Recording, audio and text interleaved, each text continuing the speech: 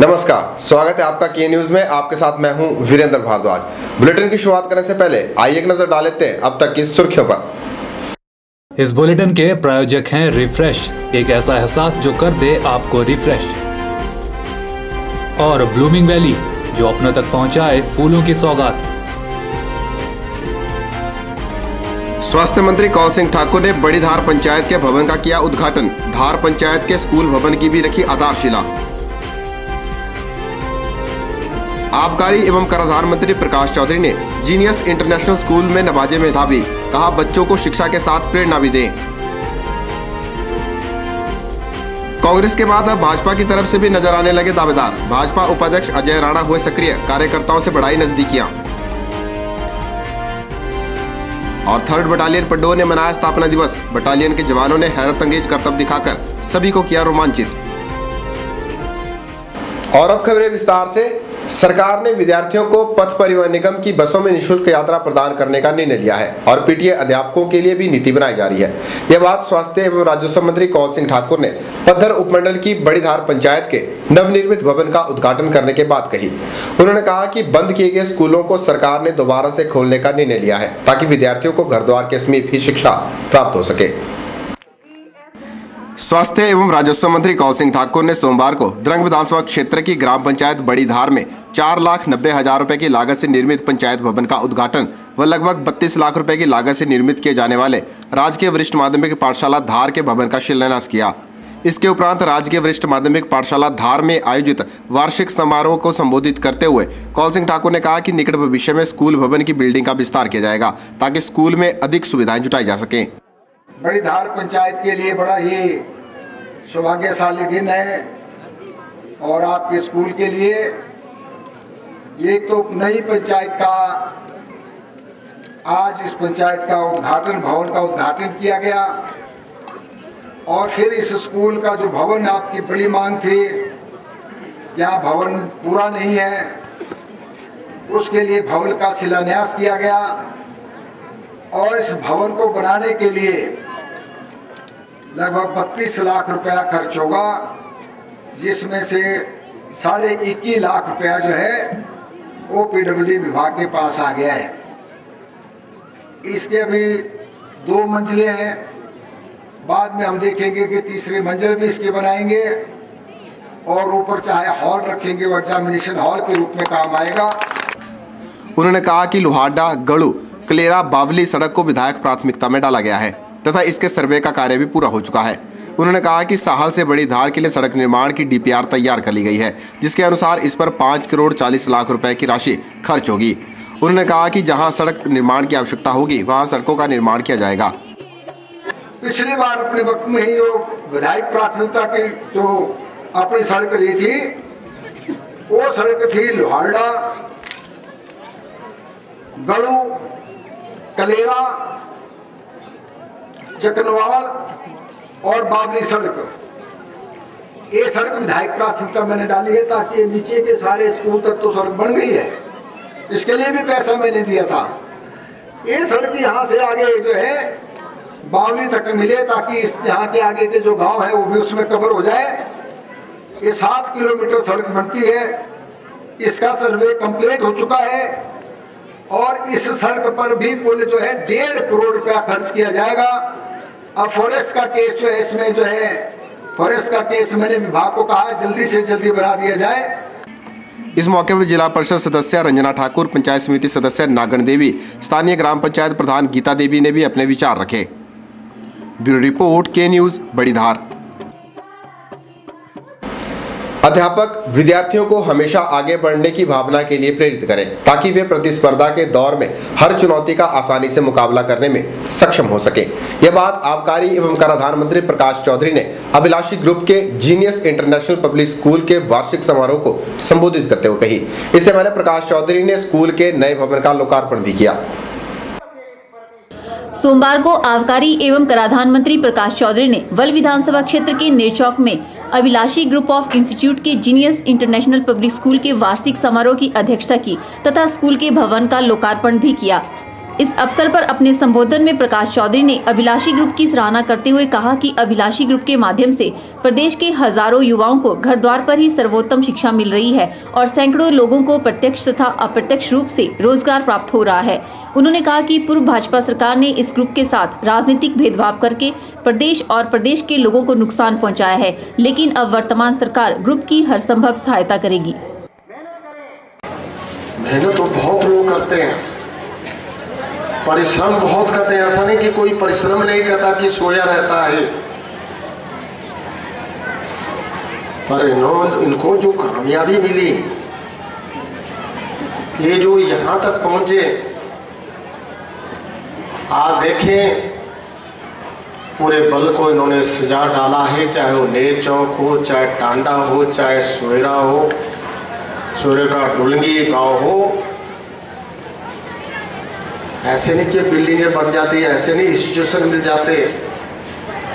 जो इन्होंने दिन रात मेहनत की है, सुबह ये यहाँ होते थे, शाम को शिमला होते थे। उन्होंने अभिभावकों तथा अध्यापकों का आह्वान किया कि वह विद्यार्थियों को हमेशा आगे बढ़ने की भावना के लिए प्रेरित करे, ताकि वह आज की प्रतिस्पर्धा के दौर में हर चुनौती का सुगमता से मुकाबला करने में सक्षम हो सके। उन्होंने कहा कि बल क्षेत्र के लोगों को हर प्रकार की मूलभूत सुविधाएं उपलब्ध करवाई जाएंगी, जिसमें बल में तहसील खोलना तथा जरूरत के अनुसार स्कूल व स्वास्थ्य संस्थान खोले जाएंगे। ऐसे बच्चों की फीस आप खुद अपने इस स्कूल की संस्था के माध्यम से दें। अगर कहीं ज़्यादा बच्चे आपके स्कूल में हो जाएं तो आप कृपा करके मुझे फ़ोन कर दें कि आपने 5 बच्चों के लिए कहा था, यहाँ 7 हो गए, तो वो 2 बच्चों की फीस मैं अदा करने के लिए तैयार रहूँगा। और ताकि हमारे उन गरीब माँ बाप की जो सोच है, जिस सोच से वो अपने बच्चे को पढ़ाना चाहते हैं, परंतु गरीबी के कारण वो बच्चे को पढ़ा नहीं पाते, हम चाहते हैं कि उन माँ बाप की सोच और इच्छा भी पूरी हो आपके माध्यम से। प्रकाश चौधरी ने राष्ट्रीय उच्च मार्ग से अभिलाषी संस्थान तक की सड़क को पक्का करने के लिए 2 लाख रुपए तथा सांस्कृतिक प्रस्तुति हेतु 7,000 रुपए अपनी ऐच्छिक निधि से देने की घोषणा की। उन्होंने स्कूल के मेधावी विद्यार्थियों को पुरस्कार भी प्रदान किए। के न्यूज के लिए बल से रमेश यादव की रिपोर्ट। धर्मशाला का आईपीएच विश्राम गृह भाजपा सरकार के कार्यकाल में धर्मशाला का सबसे बड़ा सियासी मुद्दा रहा।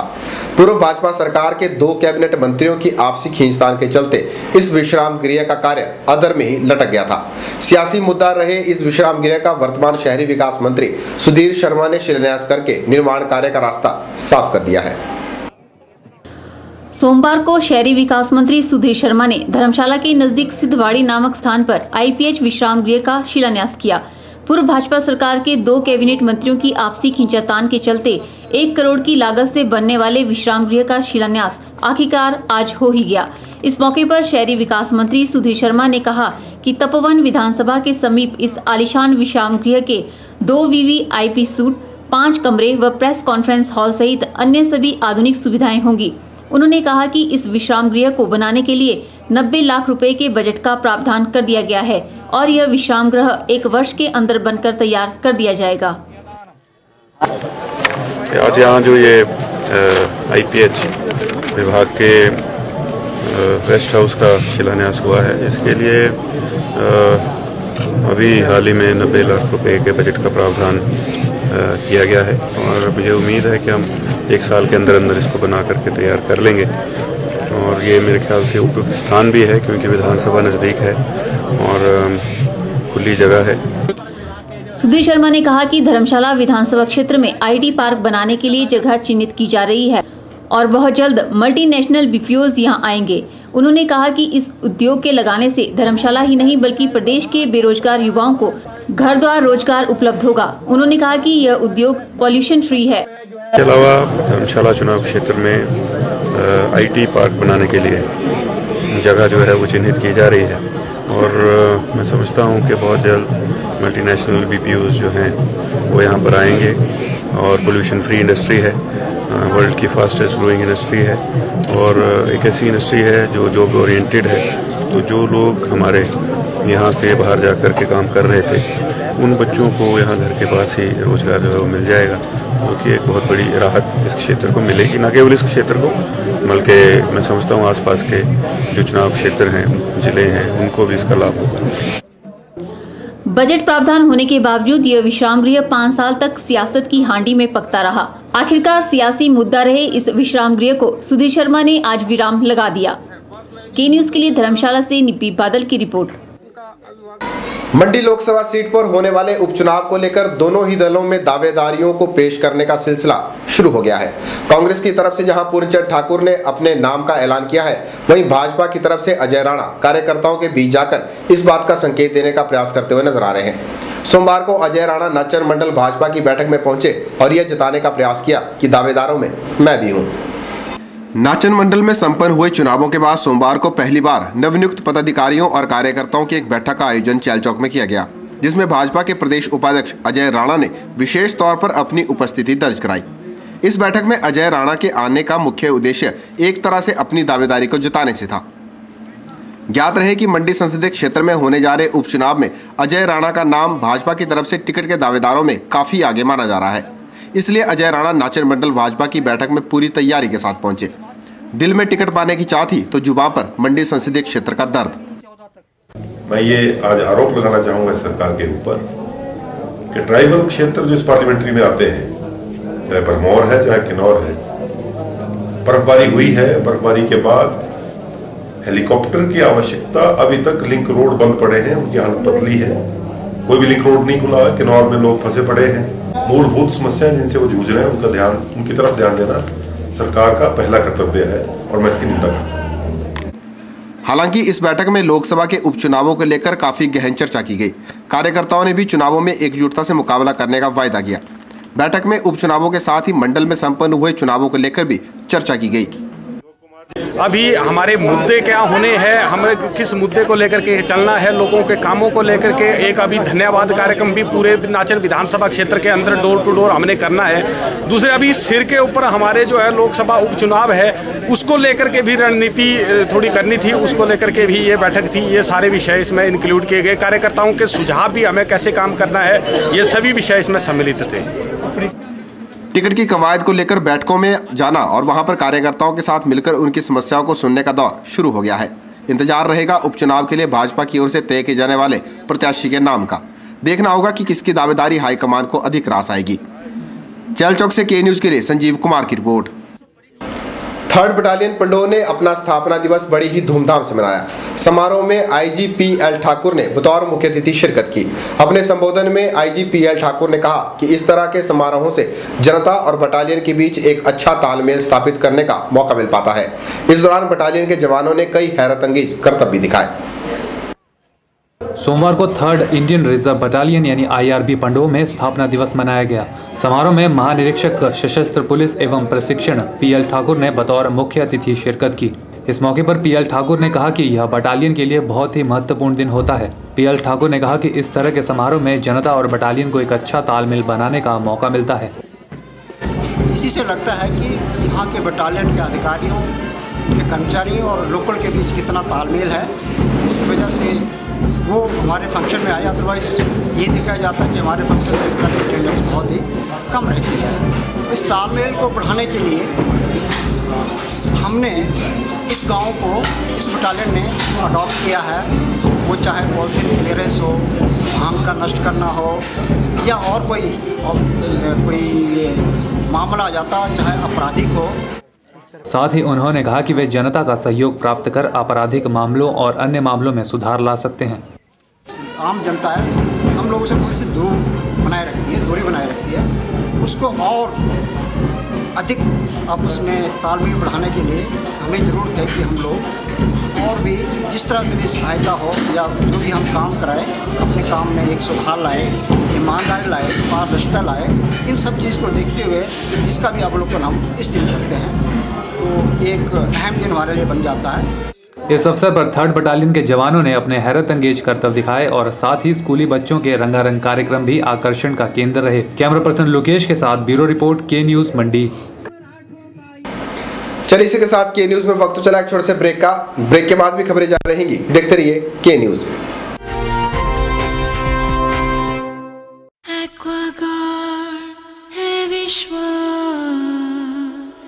सेहत का विश्वास, सेहत का विश्वास, सेहत का विश्वास, सेहत है हर दम हर दिन। ये कामयाबी है क्योंकि करोड़ों घरों के बढ़ते बच्चे एक्वागार्ड की सबसे लेटेस्ट टेक्नोलॉजी के कॉम्बिनेशन ग्रोथ पे विश्वास रखते हैं, एक्वागार्ड पानी का डॉक्टर, जो उन्हें टाइफॉइड, गैस्ट्रोएंटेराइटिस, जॉन्डिस से बचाए और हर दिन बढ़ने का विश्वास दे। एक्वागार्ड पानी का डॉक्टर, एक्वागार्ड है विश्वास, एक्वागार्ड। एक्वाश्योर लेने के लिए रामनगर स्थित गुरु कृपा में संपर्क करें, जो कि इसके ऑथराइज्ड डीलर हैं।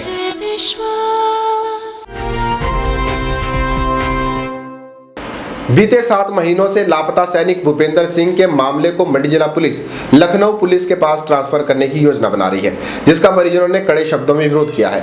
परिजनों का कहना है कि अगर पुलिस खुद इस मामले को हैंडल नहीं कर सकती तो फिर इसे सीबीआई के हवाले कर दिया जाए। सोमवार को मझवाड़ गांव से लापता सैनिक भूपेंद्र कुमार के परिजन एक बार फिर जिला पुलिस अधीक्षक से मिलने पहुंचे और लापता को जल्द से जल्द ढूंढने की गुहार लगाई। परिजनों का कहना है कि पुलिस अब तक 4 अलग अलग टीमों को भेज चुकी है, लेकिन लापता का कहीं कोई सुराग नहीं लग रहा है। परिजनों को यह बताया गया है कि अब इस मामले को पुलिस लखनऊ पुलिस के पास ट्रांसफर कर रही है। लापता सैनिक भूपेंद्र की पत्नी भावना का कहना है कि अगर ऐसा किया जाता है तो उनका लखनऊ आने जाने में ही वक्त बीत जाएगा, जबकि न्याय नहीं मिल पाएगा। छोटे छोटे बच्चे हैं, मैं कहाँ जाऊँ। इस केस के मैं चाहती हूँ कि ट्रांसफर ना हो, यहाँ से ही कार्रवाई की जाए। वहीं परिजनों ने यह मांग भी की है कि अगर इस मामले को मंडी पुलिस हैंडल नहीं कर पा रही है तो इसे सीबीआई के हवाले कर दी जाए, ताकि सीबीआई मामले की तह तक जा सके और लापता भूपेंद्र को जल्द ढूंढा जा सके। और अगर किसी कारण से वो असफल हो जाते हैं तो इस केस को सीधे सीबीआई को हैंडओवर कर दो।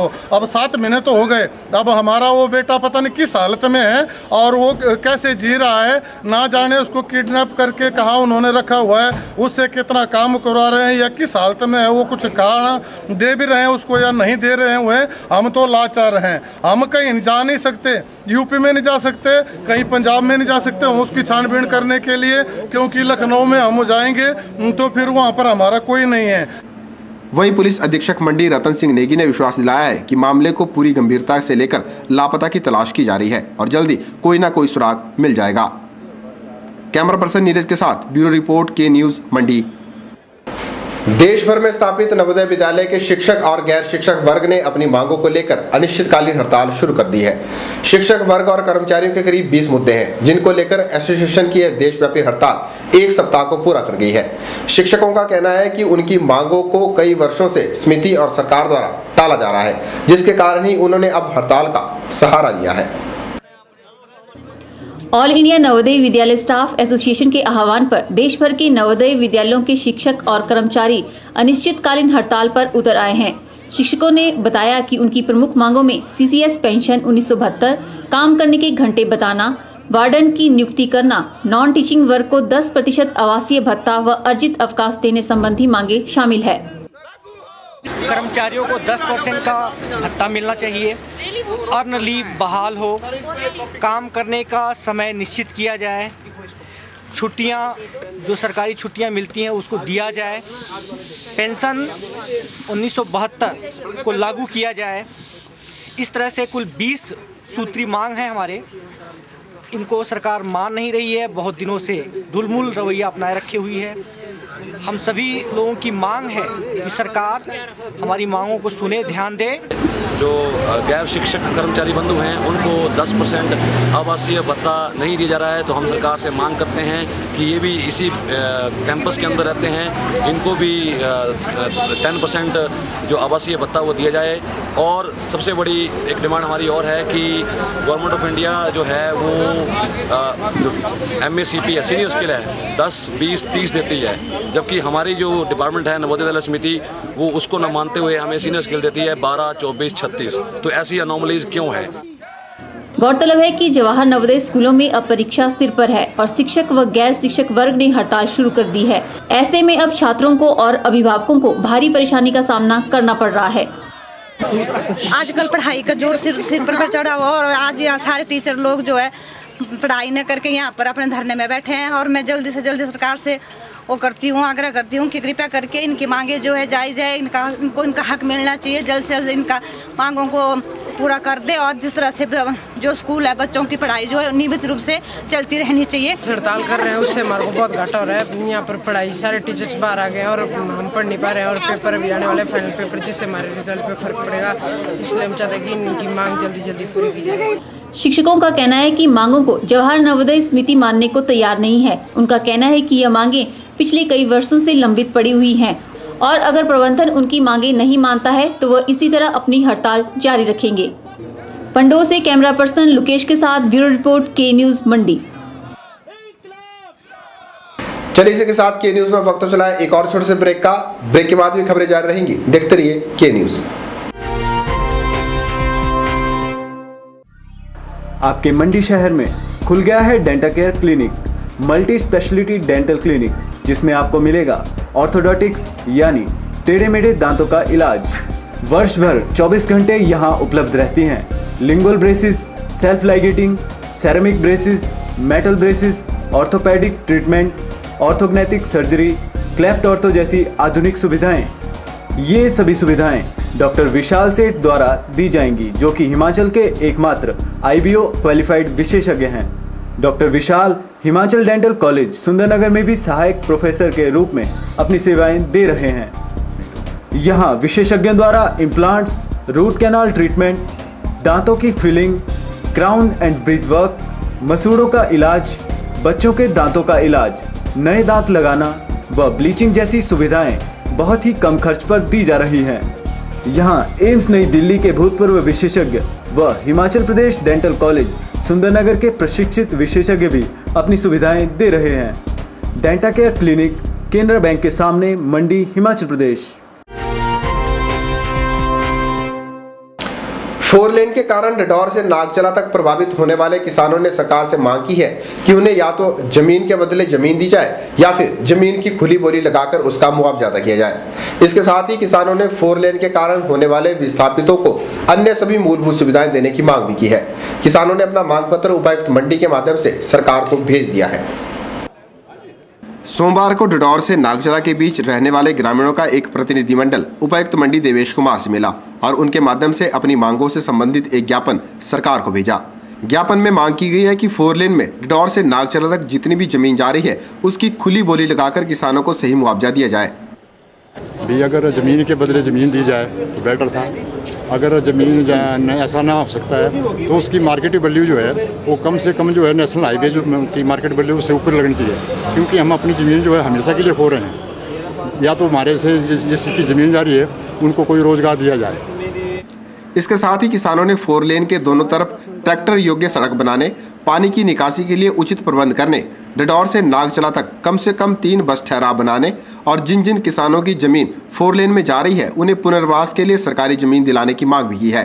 साथ ही हर घर से किसी एक बेरोजगार सदस्य को सरकारी नौकरी दिए जाने की मांग भी किसान कर रहे हैं। टोपोग्राफी हमारी ऐसी है, सोशो कल्चर हमारा ऐसा है कि ज़मीनें हमारी खड के इस पार भी हैं, लेफ्ट बैंक में भी है और साथ में राइट साइड को भी है। और ये जो हमारी इरिगेटेड लैंड है इस वक्त, क्योंकि लेफ्ट बैंक स्कीम आ चुकी है, इसका जो है कुल मिला के हमें सही मुआवजा, इस तरह से रिहेबिलिटेशन प्रोग्राम जो है वो हमको मिलना चाहिए। सरकारी ज़मीन का मतलब जिस तरह से औस्तीज का सिस्टम बना हुआ है, और साथ में जैसे सुप्रीम कोर्ट की रूलिंग है कि 20 साल तक जो है किसी को मतलब जो है पेंशन भी मिलनी चाहिए और घर के एक बेरोजगार को जो है उसको रोजगार भी मिलना चाहिए। वहीं उपायुक्त मंडी ने उनसे मिलने आए किसानों की सभी मांगों को सुना और इस बारे में नेशनल हाईवे अथॉरिटी से बात करने का आश्वासन दिया है। कैमरा पर्सन नीरज के साथ ब्यूरो रिपोर्ट के न्यूज मंडी। के न्यूज के इस अंक में फिलहाल इतना ही। ताज़ा जानकारी के लिए देखते रहिए के न्यूज को। वीरेंद्र भारद्वाज को दीजिए इजाजत। नमस्कार।